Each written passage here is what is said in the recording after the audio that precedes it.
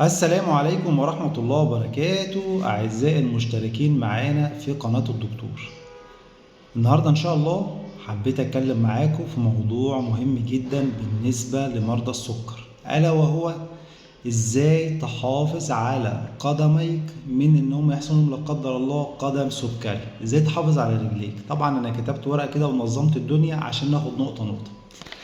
أول حاجة لازم كل يوم أفحص رجلي وأشوف القدمين إذا كان فيهم أي قرح، فيهم أي جروح، فيهم أي التهابات.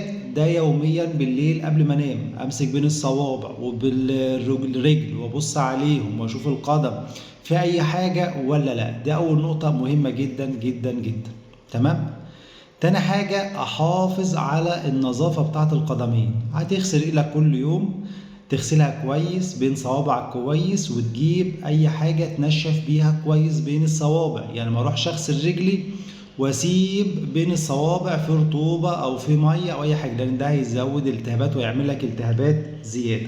يعني خلي بالك من النقطة اللي بين الصوابع ديت بالذات، عشان دايما مريض السكر بيحصل له فطريات والتهابات بين الصوابع. تالت حاجة هنبدأ نستعمل مرطب للرجل عشان نحافظ على الملمس بتاع الرجل والنعومة بتاعة القدم. يعني نحافظ على الملمس ونعومة القدمين. بس أهم حاجة ما اروحش برضه أحط المرطب دوت بين الصوابع. عشان إيه؟ لما نحطه بين الصوابع بيعمل التهابات وبيخلي الدنيا تعجن خالص كده بالبلدي. رابع حاجة لازم مريض السكر يختار الحذاء المناسب ليه. أول حاجة الحذاء يكون واسع، يكون مريح. بالنسبة لرجلك ما تجيبش حذاء ضيق قوي يبدأ فعص رجلك طول اليوم يعمل لك التهابات وقرح في رجليك. لا، مريح وطري وحاجة طبية. تاني حاجة يعني حاول على قد ما تقدر تبعد عن الحاجات أو الأحذية الضيقة، وتبعد عن الأحذية اللي هي الستات بالذات، اللي هي الأحذية اللي هو الصندل والحاجات اللي هي الكعب بتاعها عالي. مبدئيا مش هتبقى مريحة في المشي وهتعمل لها التهابات في الأعصاب وتعمل مشكلة كبيرة جدا، وإحنا في غنى عن الموضوع ده كله.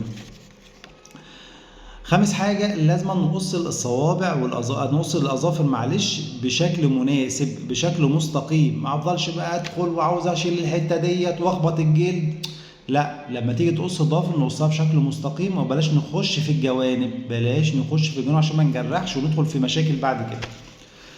مريض السكر ليه نصيحة مهمة جدا: بلاش يمشي في البيت أو في أي مكان بره وهو مش لابس حاجة في رجله، حافي القدمين. ليه؟ على ما تمشي حافي القدمين ممكن أي حاجة تدخل في رجلك، دبوس، أي حاجة. فلازم دايما نلبس حاجة في رجلنا يا جماعة، حتى لو في البيت، حتى لو في البيت. سابع حاجة دايما نحافظ على مستوى السكر في المعدل الطبيعي. لو سكرنا بدأ يعني نبدأ ننظمه ونرجع للدكتور بتاعنا. لازم نحافظ على مستوى السكر في معدل كويس. آخر حاجة بقى وده أهم نقطة: لو بدأ يظهر أي حاجة في رجلك أو في صوابعك لازم نتوجه للطبيب. لازم نتوجه للطبيب. اوعى تطنش عشان ما نخشش في مشاكل صحية بعد كده وندخل في قدم سكري وغرغرينا ونبدأ نقطع وشغلانة طويلة. دي كانت نصائح مهمة جدا لمرضى السكر علشان نتجنب الإصابة بالقدم السكري. وأشوفكم على خير إن شاء الله، والسلام عليكم ورحمة الله وبركاته.